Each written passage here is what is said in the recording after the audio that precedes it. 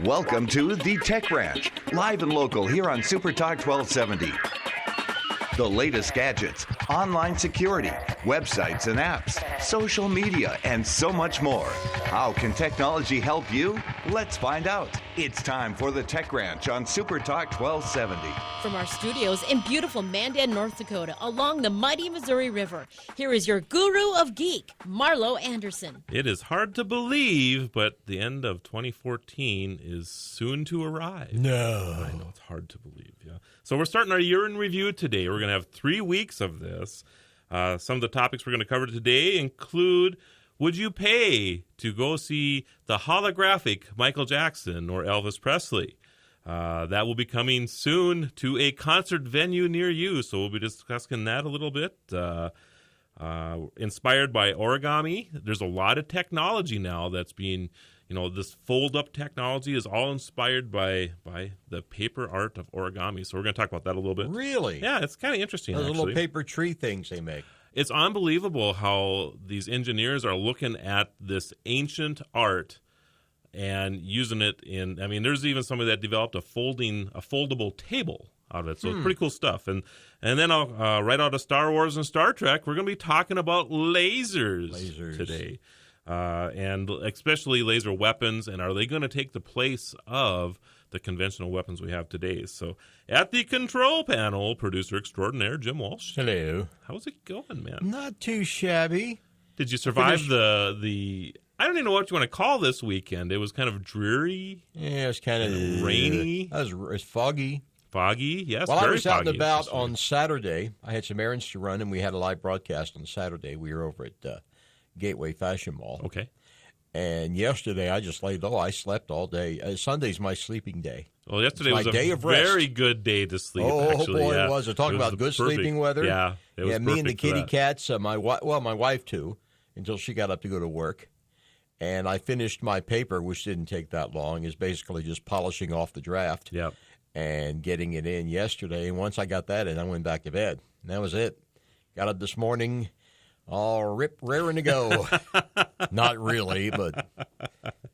Well, let's talk about, I have a top 10 list, of course. Of course. Of the technology breakouts of 2014. From the home office in Bismarck, North Dakota. Yeah, exactly. We'll have to do a little skit on that sometime. Yeah. That'd be funny. Number 10, actually, and these are not in any specific order. These are just talking points, but some of these things I really wanted to get into a little bit. But agricultural drones. So agricultural drones. I mean, we're going to start getting into the era. When people think of drones, they think about the weaponized drones. Yeah, or the government drones with the cameras. Exactly.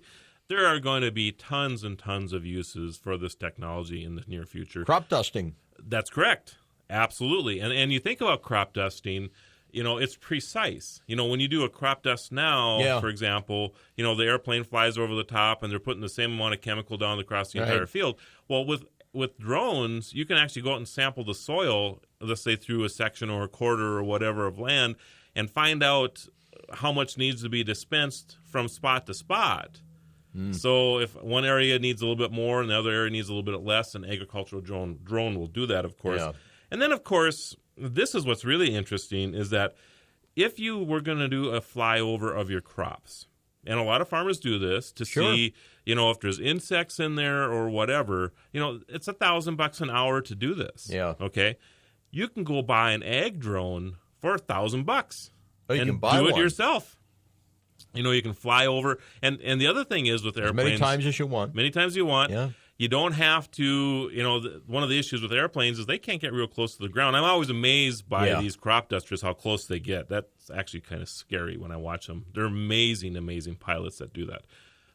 But with drones, you can take, an aerial shot from 50 feet up, from 3 feet up, whatever you need to do. So if you need to inspect your crops for insects or they can fungus, hold it right over the top. Right over the top, And if something happens, it's, at least it's not a loss of life. That's right. That's right. You don't have to worry about, an airplane hitting a power line or something like that. So I'm just amazed with agricultural drones, and I really think that this is the next step in gathering data on ag, and our farmers becoming better producers again. I mean, it's going to be an amazing technology. So one of the breakouts of 2014, ag drones. The next one is ultra private smartphones.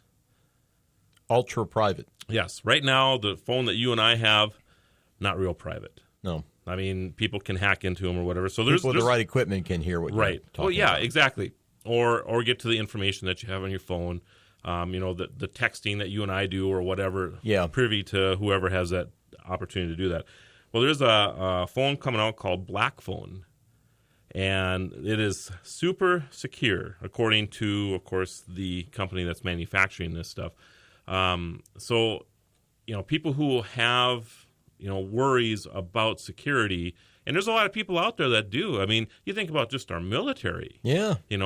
People who are high-level positions in the country with the work that they do or what have you. Security is a big deal. And of course, our celebrities. I'm sure they're tired of having all of their trash out to the whole world. Well, even private corporations who are concerned about information getting out to the competition. Absolutely, absolutely. So I think that this is going to be a building trend. So look for Black Phone. Brain mapping, another breakout of the year.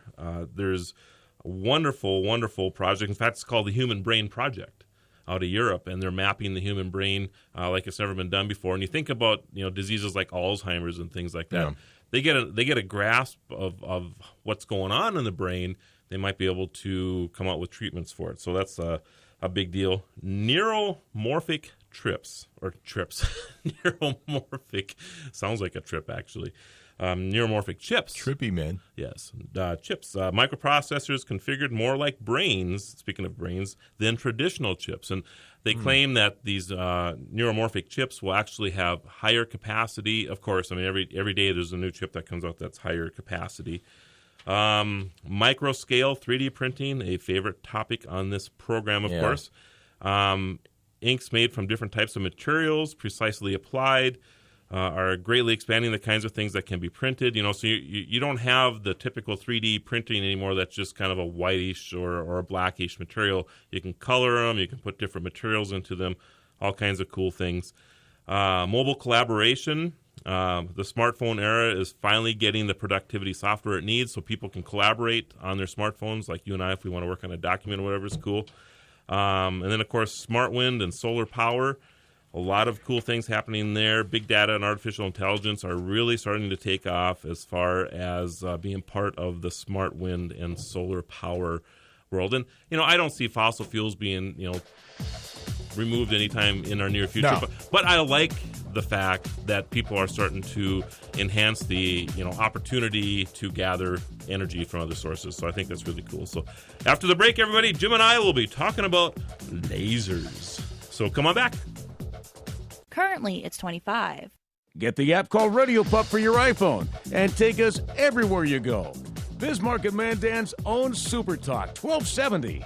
Follow the Guru of Geek at Facebook.com/The Tech Ranch or Twitter at Guru of Geek or TheTechRanch.com. Here again is your Guru of Geek, Marlo Anderson. And we want to thank all of our listeners across the country and around the wide world. Thank you. Who listen to us on the Blueberry Network, the Tech Podcast Network. If it's tech, it's here. Tuned in. Much. iTunes, Roku. We're all over the place now, aren't we, Jim? Yeah. And Radio Pup. That's the other one. Yes, our own app. Our very own Town Square Media. Which is great. Radio Pup app is great. So, yeah. So have you ever been, you make some, I'm assuming you make a phone call or two occasionally. Sure. Okay.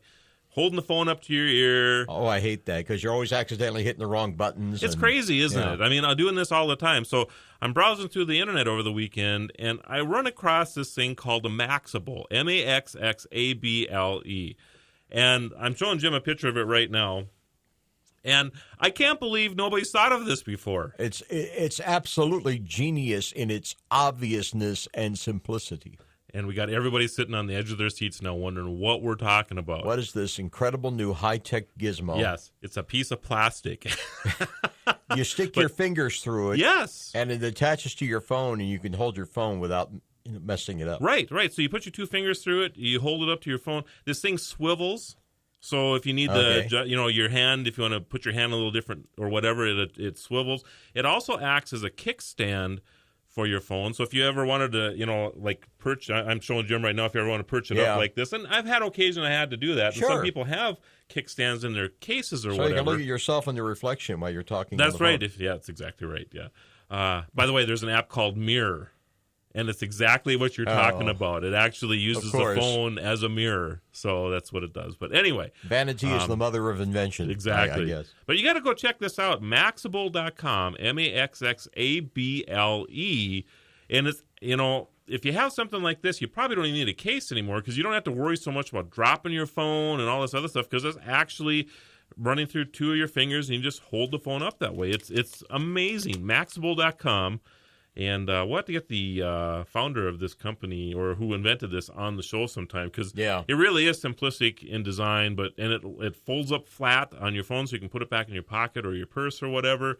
But when you need it, you just pop it up, and there you go. You got a holder for your phone. It's all really it great. Takes is the right idea. So we're talking about lasers, one of our favorite topics. You expect me to talk? No, Mr. Bond, I expect you to die. That's one of my favorite most of us, lines. That was our introduction to lasers. That's something correct. In a spy movie that's that correct. could kill people. Yep. And, of course, we've watched Star Wars, Star Trek, blazing through space or with the phaser pistols. I never thought that in our lifetime that we would actually see lasers that could be used as weapons. I always thought that they were kind of cool, and there's a lot of things you can do. I mean, you can, of course, create all kinds of cool stuff with cutting lasers and stuff.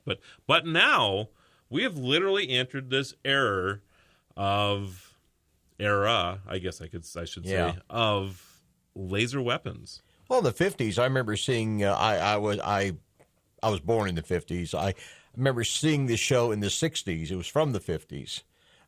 Some fiction, one of these Twilight Zone type anthology shows, right? Where they talked about science fiction and technology, and they had actually somebody doing surgery with a laser. Okay. And at the time, it was like, whoa, long distance in the future before that happens. Yep. And now that's, I won't say it's commonplace, but it is used more and more all the time, even in surgery. But they have the Navy's been testing these things out. There's lasers on some ships now. Yeah. And there was a story you were mentioning. There was a story in the paper a couple of days ago. Yes. Yeah.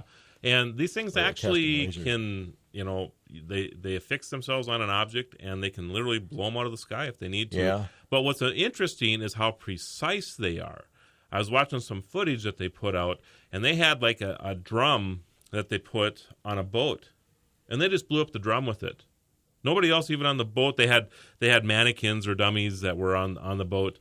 None of them even got Talk about hurt. Your surgical strike. Unbelievable. That's right. But then, they use it for that. And, of course, the boat's zipping through the water as they're taking it out.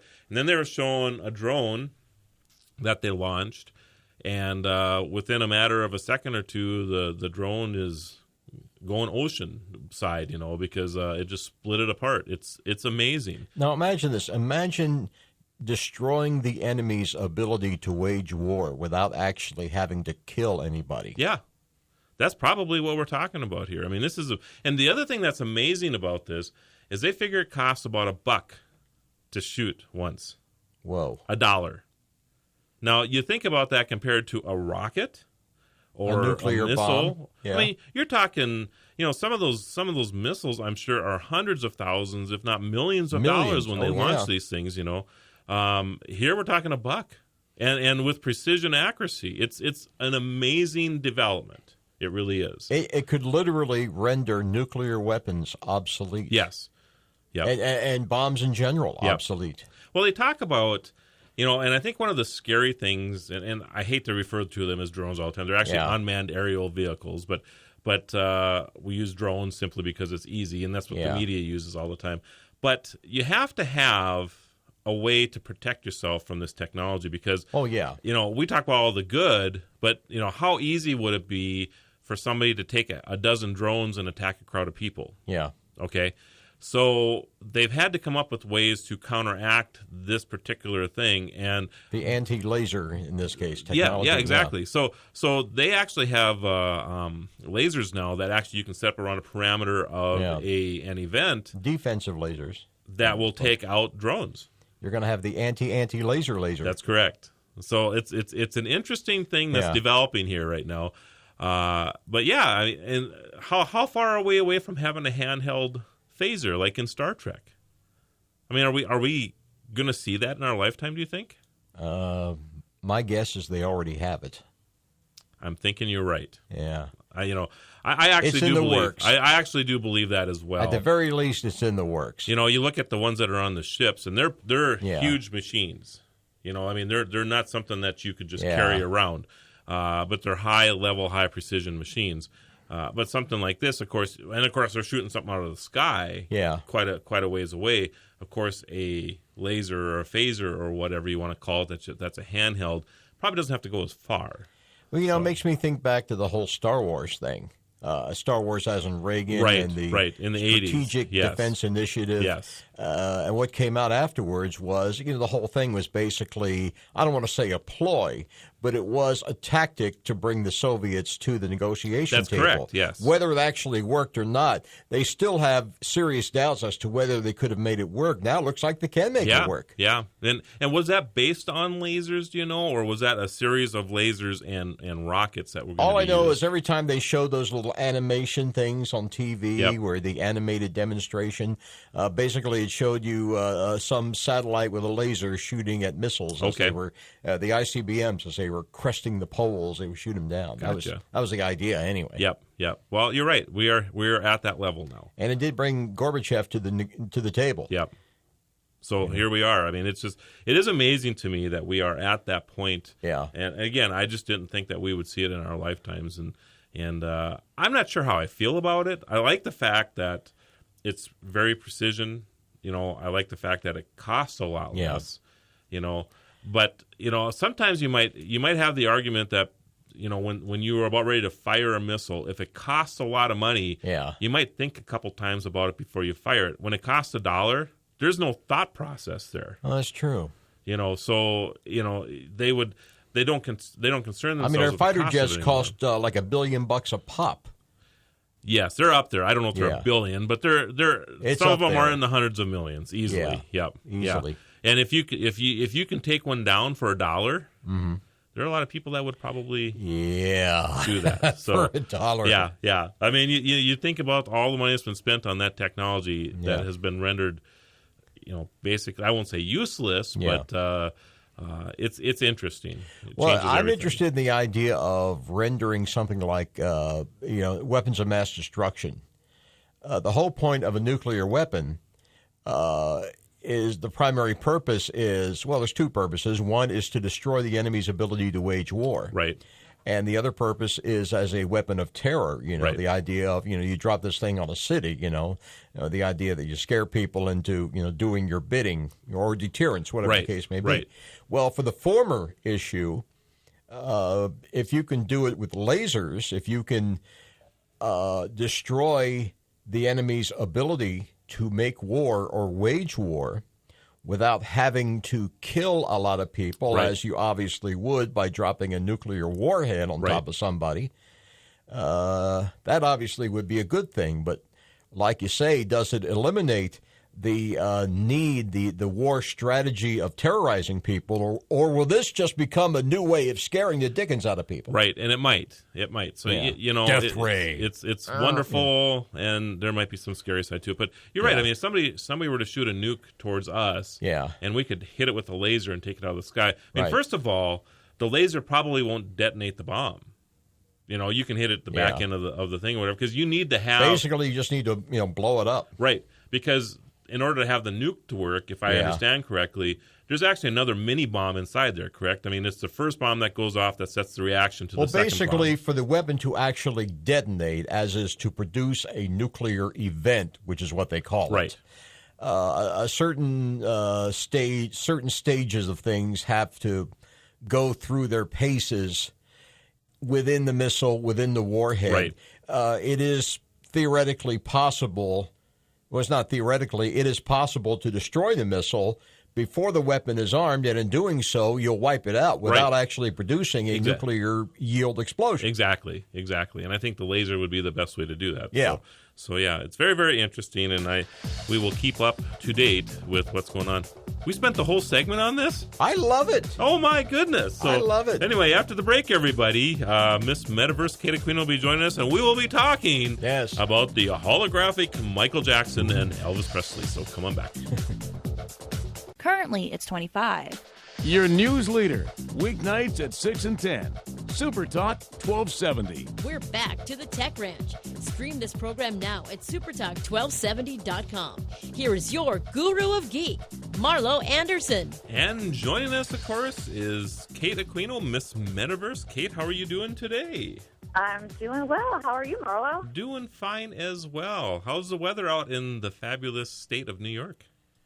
It's chilly, but it's okay so far. No huge snow here, but how about yourself? Yeah, it's been kind of a bluster. We actually had some rain over the weekend, so freezing rain. So it's been got real slippery this morning. And of course, now we have that nice 25 or 30 mile an hour wind with a little snow coming down, so it'll just buff out the rough spots of the ice that's out there. So it'll get nice and slick later, I think. Yeah.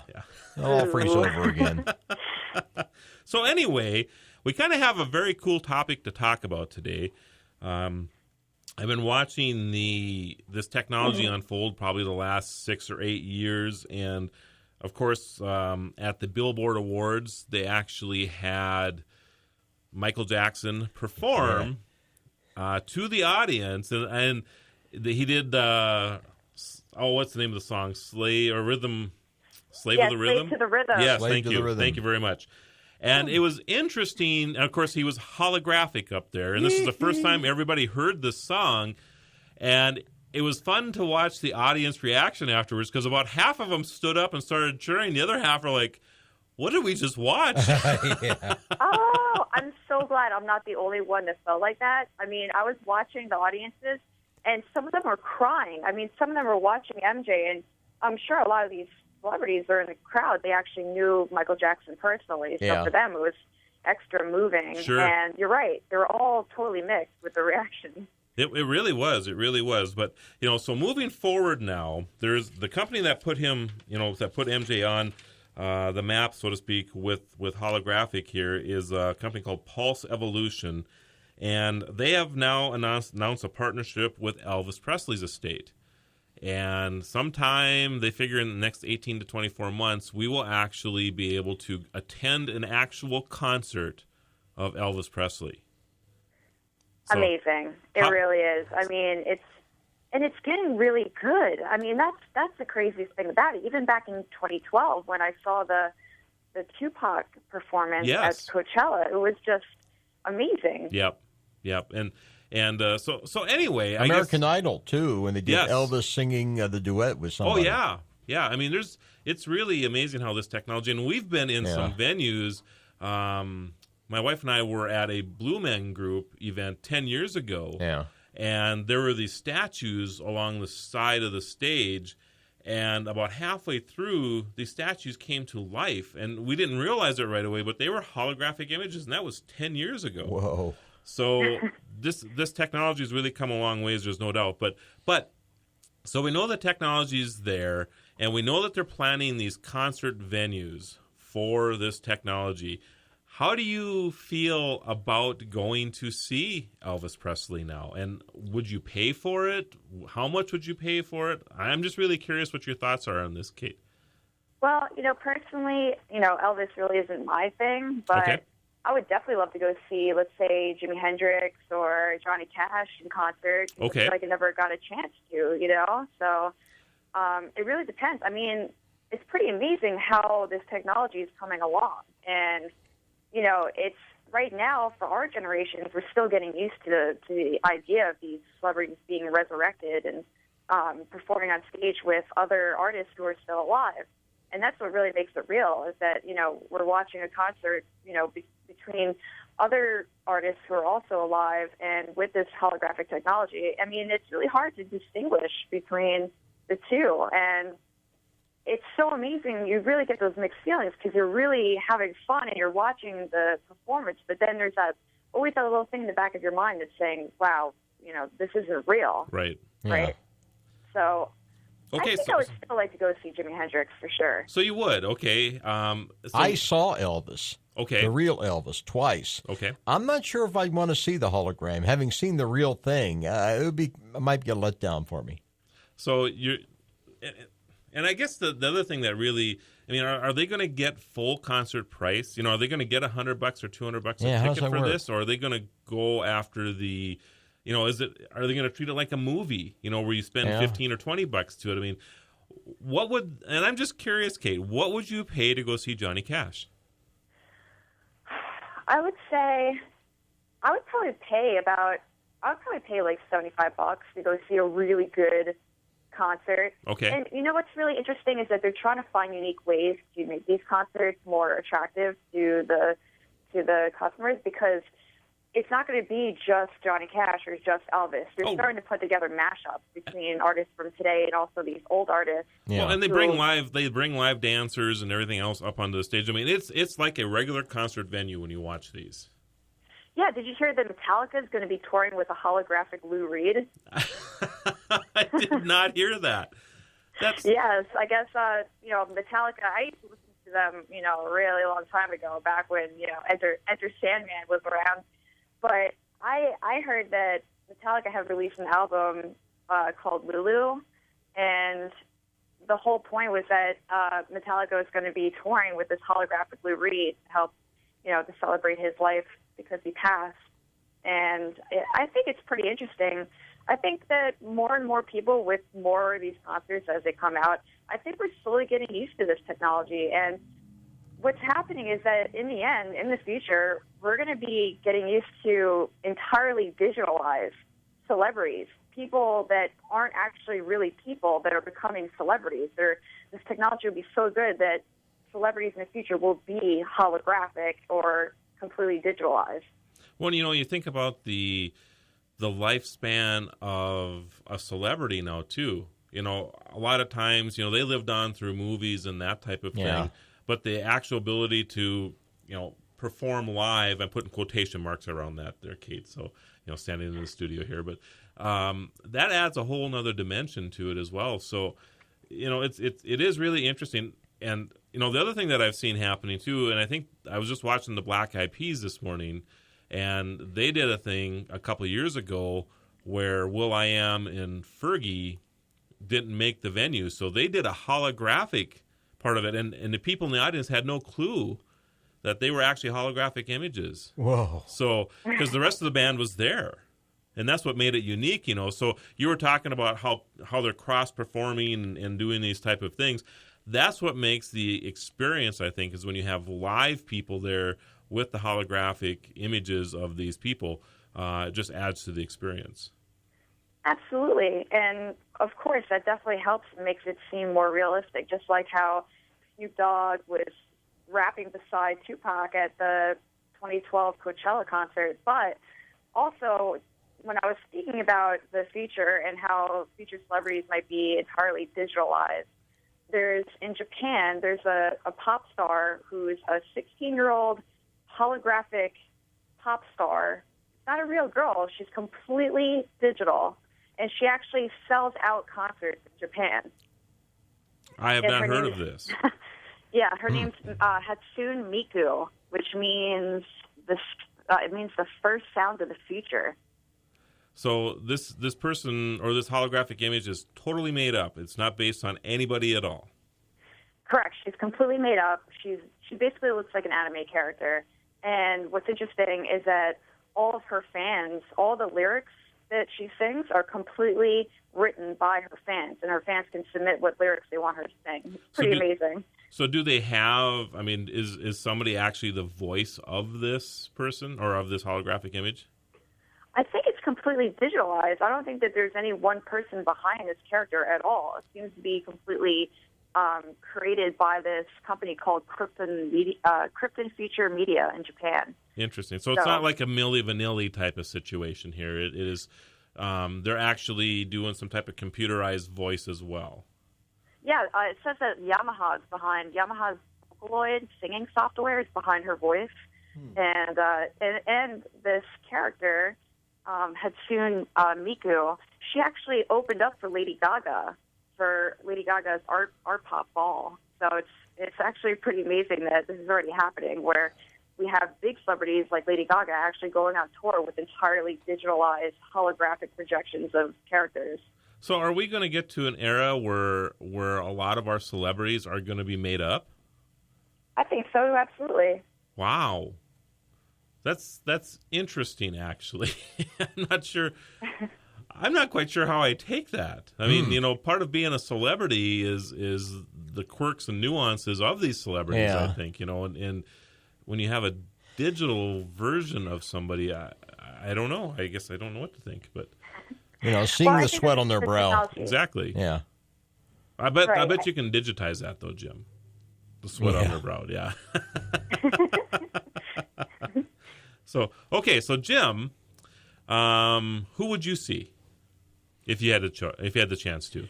Well, a guy I did see when he was alive, and I'd love to see him maybe from another era, like when he was younger, when he was really in his prime, was Sinatra. Yeah, I would pay to see Sinatra as the young Sinatra, the younger Sinatra, the 50s Sinatra. Yeah. I saw the 70s Sinatra, the real good thing. So do you have a price range as well? I mean, what would be the cost that you would pay to go? I mean, and I'm talking the high end. How high would you go to pay Sinatra to see Sinatra? How high would I go to see the holographic Sinatra? Yes.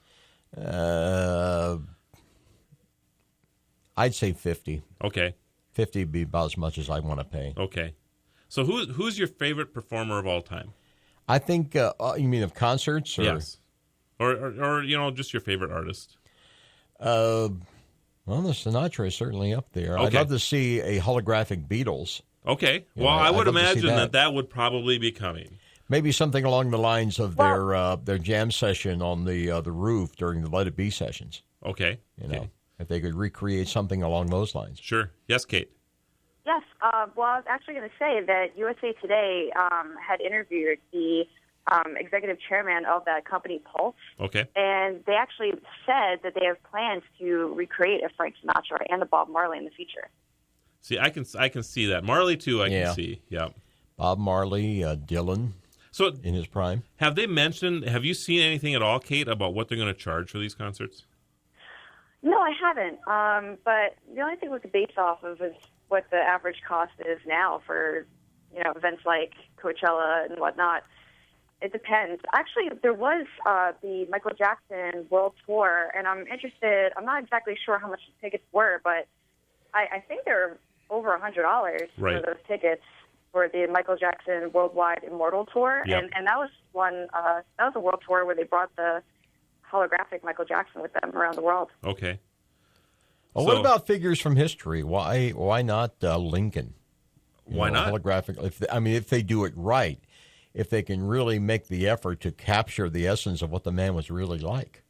See, I think that's the challenge that you have if you go like before 1900. Yeah. They're just, Lincoln at the time was the most photographic president ever. In fact, he knew the power of photography, and that's why he let himself be photographed as often as he was.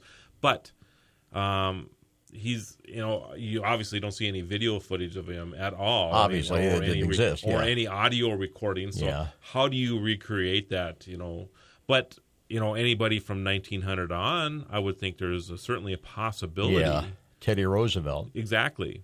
All the major figures of the 20th century. Right. Roosevelt, Kennedy. Yep. All of them. Yeah. Churchill. Yeah. Martin Luther King could actually do his speech again. If they could actually do a faithful reproduction of some of those people, some of those figures, that I would probably pay a nice piece of change to see. So you would actually pay more for that than you would for an actual concert then? In my case, it's just me. I'm a history buff. No, that's okay. Yeah. I would probably tend to go with you, too. I'd love to see Teddy Roosevelt. I think that'd be amazing if you could have that happen. So it really was him, a representation of him. Right. Yes, but Kate? I think that this type of technology will probably kind of cross ways with VR and where we're headed with virtual reality and Oculus Rift. And what you're saying, Jim, is that possibly in the near future, there'll be experiential type of events and things that might include Oculus Rift, or we could wear these virtual reality headpieces and actually go and experience what life was like back during the days of Abraham Lincoln and things like that, too. Right. Well, of course, we just ran long on that segment there, Kate and Jim. But we will, nice segue there, Kate, because we're going to talk about the Oculus Rift next. So after the break, everybody, Kate, Jim, and I will continue this discussion. So come on back. Currently, it's $25. Get the traffic and weather information you need anytime on Supertalk 1270 and online at supertalk1270.com. Follow the Guru of Geek everywhere he goes. Post your comments or questions at thetechranch.com.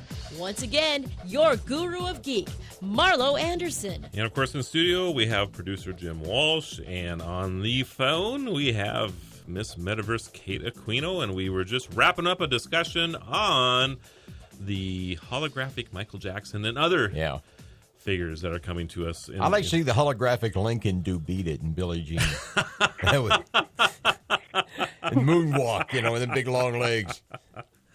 And of course, if you want to follow Miss Metaverse, you can go to FuturistMM, that's FuturistMM.com, and you get up to date with all the things that Miss Metaverse is doing. And we're just moving to Oculus Rift. So, Kate, tell us a little bit about the Oculus Rift.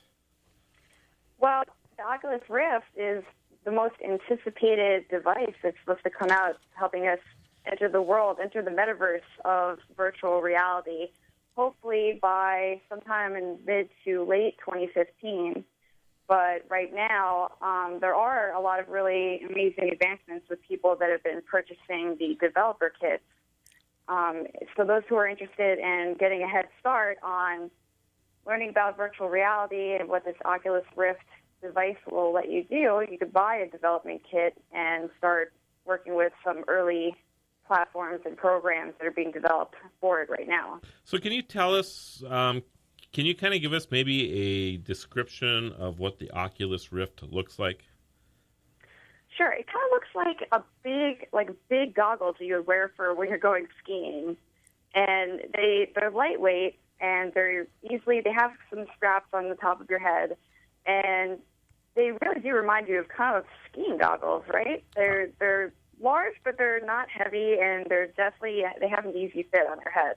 Right. Which obviously you're going to need if you're going to be wearing them for such a significant amount of time. So you put these on, and then you become immersed in whatever virtual world that you want to be part of. Right. You could sync them with a variety of platforms that are being made right now, and a lot of developers, people that create programs, are using them to get a head start on developing many of the programs which consumers will be using when it's released sometime in late 2015. So what areas, in our everyday lives, Kate, what areas do you see the Oculus Rift really, having a profound impact on? I think that Oculus is going to have a profound impact on a lot of things, a lot of the ways that we're going about our everyday lives. I think that just like Facebook was the company that bought Oculus for, I believe it was $1 billion. Or it was $1 or $2 billion. Okay. I forget. But yeah, there's obviously going to be a big social media draw to using Oculus, and that could be for sharing games. There's a lot of games that are played on Facebook, and I think that one of the biggest implications for using this type of technology will probably include being able to swap lives with another person, being able to experience the same things, almost like virtually dating or virtually hanging out with one another in the same space, but actually only being in this virtual room or wherever you choose to be meeting in. So do you see, outside of that, virtual dating, virtual, game playing, that type of thing, do you see other, industry uses, let's say like in the field of medicine? Absolutely. Well, that's just for the social part of using it. But when it comes to business and medicine, there's a whole other world being created right now. We're going to be able to study and be able to train people for a variety of professions, and it's already being used right now. Oculus is being used over for the military to train bomb-sniffing dogs, and it's a safer alternative, obviously, for many reasons, for these soldiers to be able to be in this virtual space and learn how to train their virtual dog. And a huge problem with the military dealing with these the bomb-sniffing dog training is that it takes only a little small thing for the dog to be, to ruin the dog's training. So this way, by being able to train in the virtual space, you can prevent any of those problems when it actually comes to actually using these dogs out in the forest. Okay. So when you have these on, I'm just kind of thinking through the different questions I want to ask you here. Are you able to see through them like goggles, or is it like having two video screens in front of you? It's like having a video screen in front of you. Okay. Are you able to watch movies on them then? Yeah, absolutely. You're going to be able to watch a lot of things on it. They're pretty much going to be, they're open source. So you can, if you want to create your own programs and be able to watch that through Oculus Rift, you can do so. And probably one of the coolest videos I've seen so far this year was, I'm going to post it on my website. It's called, if you Google it, I'm actually going to put it on futuristmm.com today. Okay. And it's a video that's called Sculpting in Virtual Reality. And it's a video of a guy, a programmer, he's wearing the Oculus Rift goggles, and he's creating these 3D, it's like a 3D spider. And the way that he's doing it is amazing. He's actually molding and putting together a virtual model of a spider, a giant virtual spider, just by wearing the glasses and just holding a remote. And it's amazing. It almost looks like he's spray painting together a 3D model in this virtual space.